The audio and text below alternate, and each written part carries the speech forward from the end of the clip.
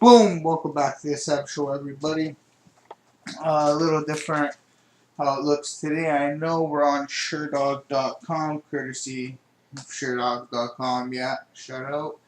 But for some reason, I'm gonna give it one more try right now. UFC TV is not working. Um, for the main card, I can jump on UFC, the TV fight, the fight app or whatever, the app on Xbox here, but this isn't working for some reason. Let me just give it one more shot here. Yeah, it's giving me a blank the whole time.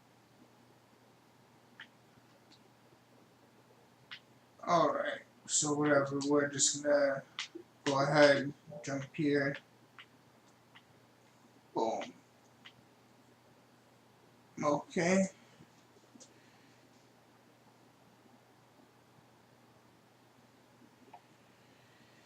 Alright, so first up, first match of the evening, we have Josh Emmett making his featherweight debut against Felipe Arantes.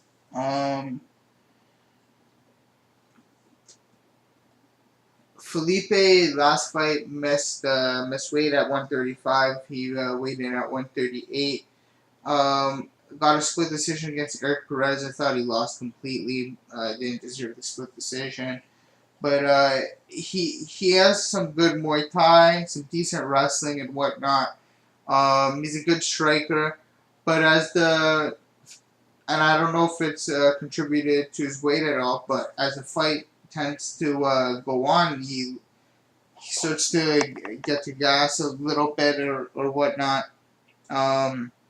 And when he starts to gas, he gets real sloppy with his striking, open for takedowns, open for counters, and whatnot. And I think Josh Emmett coming down to 145. I know he's had some cardio issues at 155. From what I've seen on Instagram, this guy's swimming every fucking day, really running and everything, really getting into his cardio. He knows that was a big issue for him, and him coming down to 145 he's going to be an absolute fucking tank at that division. He was already huge at 155. He was a tank, taking people down at 145. I think he gets takedowns with ease, and his power translates obviously to 145 even better, where he can get knockouts very quickly. He has some knockout power, and at 155 it looks like he cracks guys and wobbles them, but wasn't able to put them out. If you watch the Scott Holtzman fight and whatnot, and he's very dynamic. He likes to throw these jumping knees. He's very dynamic in the clinch everywhere, and he's got some great takedowns, ankle picks, nasty high single leg, single high. He's got some high crotch takedowns. Like, he's just a really good wrestler, actually, and I think obviously training at Team Alpha Male and everything, his striking has been improving. I think he's able to take down Felipe Arantes at will here and just pound on him on the floor to a 30-27 decision, if not, but maybe a late finish for my boy Josh Emmett. But I'm looking at Josh Emmett on DraftKings, and I do have 4 units on him overall with 2 things later in the card. But yeah, very high on Josh Emmett here, guys. I think he gets the job done. Really high on him, but like I'm saying, especially at 145. I know a lot of people are worried about the weight cut. I think he looks like a fucking animal at 145. So we're just gonna have to wait and see. But I really like Josh Emmett here. Next fight, we have Aspen Ladd making her UFC debut against Lena Lansberg. And Aspen Ladd's 22 years old. She's an Invicta. She's from Invicta. She's a young prospect. Real good. She's all right on the feet. Has some decent boxing skills and whatnot. But where she shines is on the floor. She's got some real good jiu-jitsu and whatnot. She's got a lot of finishes under her belt and some good ground and pound as well. This is a real tough test to go against Lena Lansberg, who's got some crisp Muay Thai, very good technically standing, and she actually wasn't taken down until late in the second round against Chris Cyborg there, So, and she was showing like she wasn't being manhandled in the clinch as much. She was being held pretty hard. Um, but in the clinch, to be not taken down and to be fighting back pretty well in the clinch against Chris Cyborg really had my attention. Originally, I was going to bet Aspen Ladd here because I do think she's good with the takedown. She can get some points like that. And then I was thinking about Lena Lansberg, and then whatever. I just didn't want to bet this fight at all. So it's a complete pass for me, guys. I am going to go with Aspen Ladd to get 29-28 split decision victory, but not confident at all in that one, guys. Next up, we got Touahri against Warley Alves. Super quick. I didn't get to do a whole lot of tape study on this as Salim was a late replacement here. Warley Alves, obviously very, very quick starter. Great on his feet. He's a good grappler as well. We got to see some holes in him against Brian Barberena. Brian Barberena pieced him up, and it really broke him and showed that Warley fades hard once he gets into the later rounds. Something we knew, but like we really got to see put on display against Brian Barberena. And then we got to see him against Kamaru Usman, completely thrashed. So Warley Alves coming off that two losses in a row. Definitely gonna try to get back on track. Super late replacement. This guy Salim Touahri, he's 10-1. He hasn't fought in over a year. He's got some knockout finishes and whatnot, first round finishes on his resume. But man, this is another pass for me. I really don't know how this one's gonna play out. This guy coming in late replacement. Definitely we can see him knock out Warley in the later rounds, even in the early rounds. But Warley Alves is a firecracker at the start of the rounds. So didn't want to bet this fight. I think this is a complete pass, as there's way better stuff on the card to bet. But yeah, well, going on now. Next fight we have. And for this, we'll take Warley Alves here for a 30-27 decision. Next up, we got Artem Lobov versus Andre Fili here, and another fight I was thinking about betting beforehand. Lobov looked decent against Cub Swanson. He had some moments, and he throws his punches at really weird angles, but generates a lot of power. Something I like. That like it's hard to tell where he's throwing from. Especially being in that camp with McGregor for the Mayweather fight. I know his hands have gotten a lot better for sure. There's no way he was in a boxing camp for that long and didn't improve. And his IQ's, but he looks like he's steadily improving every fight. His IQ's been getting better and whatnot. And he's going against Touchy Fili, who had a tough outing against Calvin Kattar's last time out. I had Touchy Fili in that fight. Touchy Fili still needs to progress too. His IQ is not all the way there. These guys both have a lot of. They're tough. They got some good chins. They hit motherfucking hard. I do favor the over here, guys. God bless me. Whew. Yeah, but I do favor the over here. Yeah, just because I think Lobov will hit him with some hard shots. Fili might go down, but I don't think he'll knock him out. And Fili is probably the more active striker on the feet, going to be moving around a lot for Lobov to hit. So I do have Josh Emmett and the over here, 1.5 units to win. I believe, to win 1.2 units at minus 123. So yeah, I do like the over rounds here as well, guys.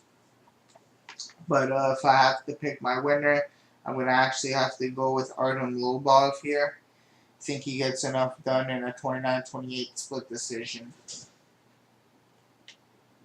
Next up, we got the UFC newcomer and former M1 Challenge middleweight champion Ramazan Emeev taking on Sam Alvey, who is another short notice replacement. Ramazan was going to face Trevor Smith, and now he's facing Sam Alvey, who actually might be even a better matchup for him, in my opinion, because Sam Alvey's not going to be going for that takedown, something that we see Emeev maybe struggle with a little bit as his takedown defense, but Emeev always pressuring forward with combos, always looking for a takedown.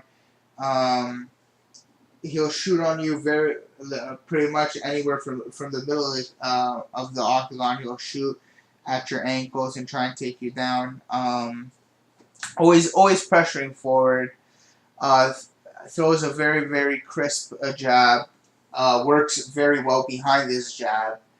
And yeah, I think his combos and his pressure will just break Sam Alvey. Sam Alvey is not a guy easily broken, and Ramazan Emeev is probably one of the guys that can go with Sam Alvey's cardio all the way. He's got very good cardio, Emeev.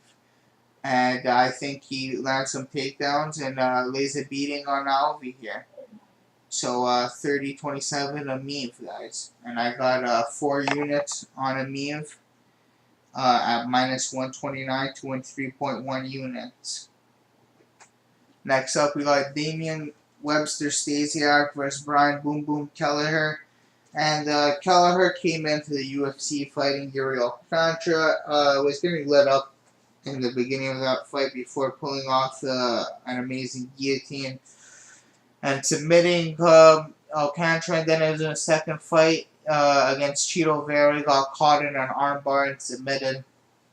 Third outing now against Damian Stasiak. I think it's time he faces the wrestler and the grappler, that the type of caliber of grappler that Stasiak is, who's going to definitely test his wrestling and put Kelleher on his ass a few times for sure. I think Stasiak is a great wrestler, great grappler. Positions himself very well on top, very heavy top position. Throws some good ground and pound, and he's always active enough on when he's on top of you, so he doesn't get stood up. So I do like, you guys already know, I love betting on wrestlers, and it's no different here. I got 2.5 units on Damian Webster Stasiak at plus 100 to win 2.5 units. I just think he gets Kelleher down time and time again and wins a 30-27 decision again, guys.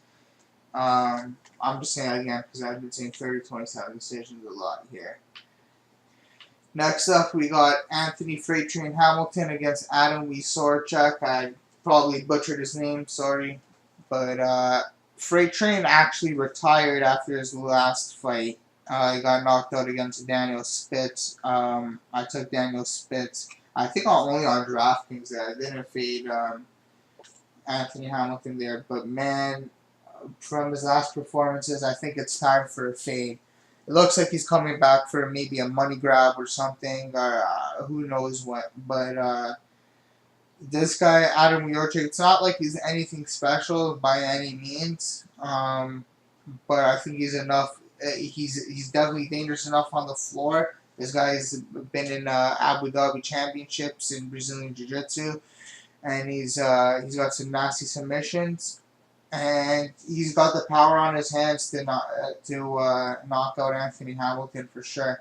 So I did fade Anthony Hamilton here, guys, and I took Adam Wieczorek 2.5 units. Let me just see. To win 2.5 units to win 2.35 units at minus 106. So yeah, I am pretty confident in that pick as well. I think it's Anthony Hamilton's time, and he's done. Next up, we got Nasrat Haqparast. I can't pronounce his name, against Marcin Held. Looks to be a grapple fest. Nasrat's a fucking monster wrestler. Marcin's a very good grappler. But if this stays on the feet, Nasrat's gonna knock him the fuck out. The boy's got some power in his hands, and he throws with very good conviction and works off his jab well, and he throws a dangerous right hook. So if this stays standing, I can see Nasrat knocking him out. And at And if this goes to the ground, I can see Nasrat actually taking Marcin held down and laying on top of him for a while too, doing some damage like that, working his ground and pound. He's a very dangerous wrestler. I know Marcin gets a little bit too comfortable on the bottom at sometimes. It will work off his back to try to work for leg locks or whatnot. That might get him in trouble here.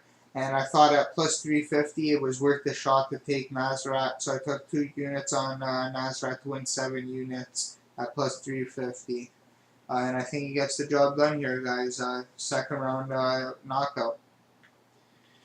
Next up, we got Jonathan Wilson versus Oscar Piechota.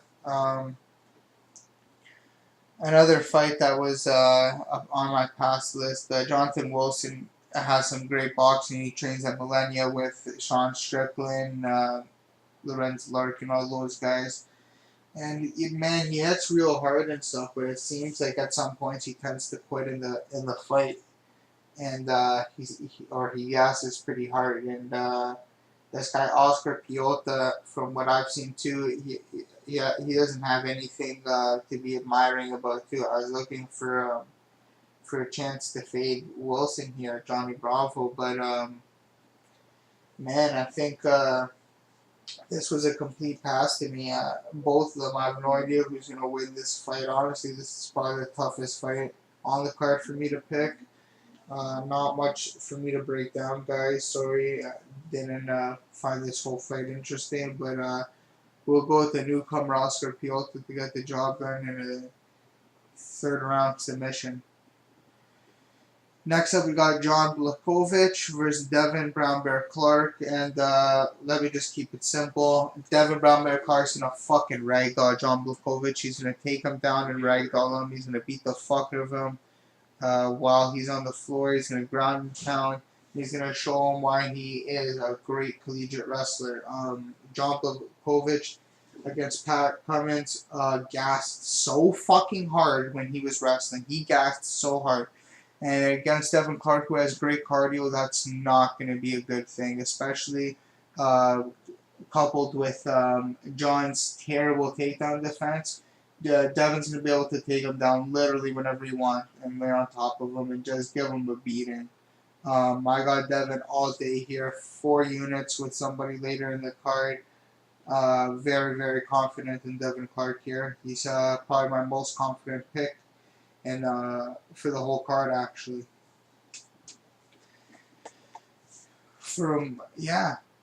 Fuck, man.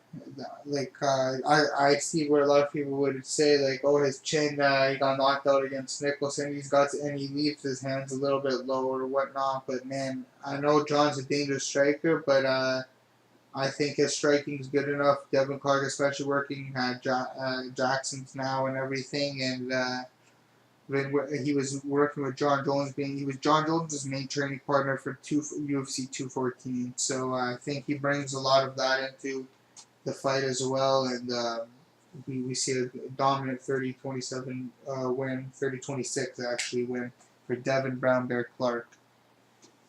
Next up, we got Carolina Kowalkiewicz versus Jody Esquibel. Keep this one simple as well. Carolina Kowalkiewicz is gonna punch Jody Esquibel's face off, and then she's gonna punch it again, and then probably punch it a few more times, and then give her a couple kicks to the fucking face, and then give her a knee, and then some elbows, and give her a punch again to the stupid fucking face. Didn't mean to call that face stupid, but sorry for being mean there, Jody.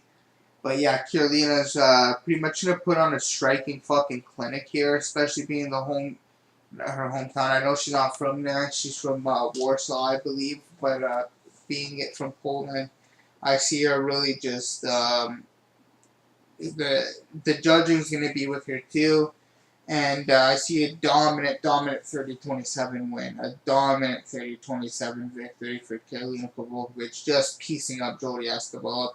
She actually might be my most confident pick for the whole night, as I have her and Devin Clark in that 4-unit parlay, plus 119 to win 4.76 units. And I have the hiccups, guys. And then I got 2.5 units, the over 2.5 rounds for this fight, and Josh Emmett at minus 128 to win 1.94 units. So I am very confident in Karolina Kowalkiewicz to get a 30-27 decision over Jody Esquibel. Here, Jody Esquibel from Invicta, the last time I saw her personally was against Ashley Yoder in the when she was trying out for the top 23 house. Got starts there.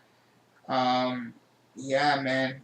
I don't see much of a threat from Jody Esquibel to Karolina here. So Karolina all day, guys. One of my most, if not my most confident pick of the whole card.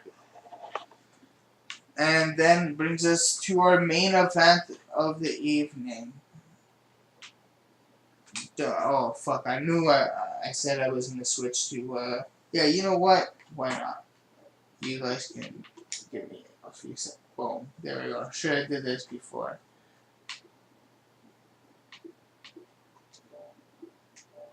I could have did all this cool stuff before. This is way better. Should have fucking did this.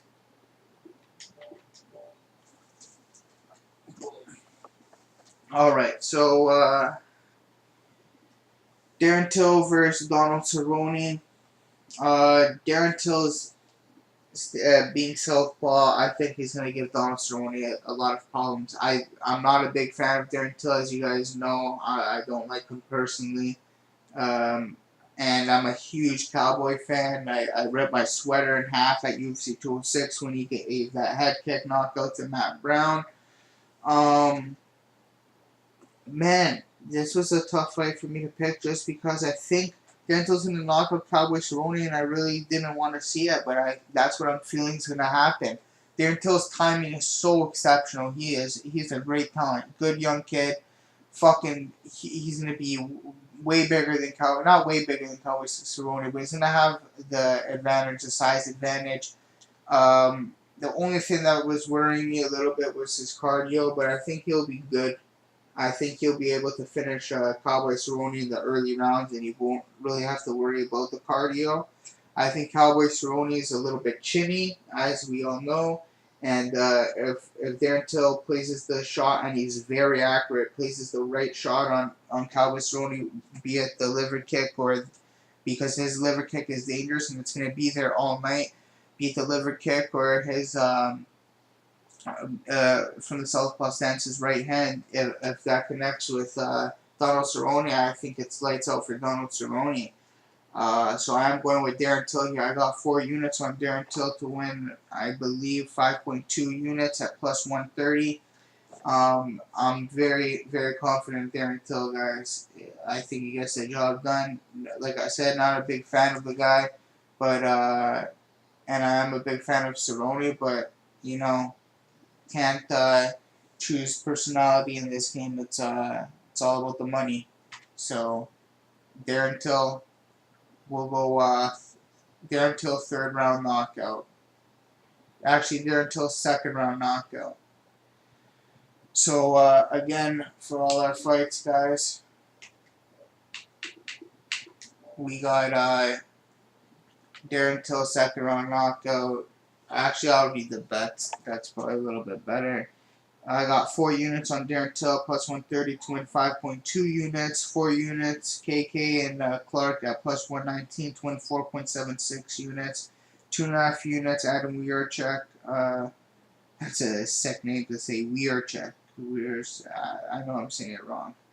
At minus 106 to win 2.35 units. 4 units, Ramazan Emeev at minus 129 to win 3.1 units. Pretty angry I didn't get it at plus 100 or whatever, but whatever, we got it at plus 129. I saw a lot of guys, especially like my boy Dan Levy and whatnot, got it at plus money, so good on them. So 4 units Emeev at minus 129 to win 3.1 units. 2.5 units, Damian Stasiak plus 100 to win 2.5 units. 2 units, Nasrat Haqparast at plus 350 to win 7 units. 2.5 units over 2.5 rounds, KK and Esquibel. And Emmett at minus 128 to win 1.94 units and 1.5 units over 2.5 rounds, Lobov and Fili. And Emmett at minus 123 to win 1.2 units. So we have, I think, 8 bets in total. 1, 2, 3, 4, 5, 6, 7, 8. Yep, 8 bets in total, guys. I will be posting probably my DK lineup as well, and I will be betting on Bellator as well. I'm looking forward to that.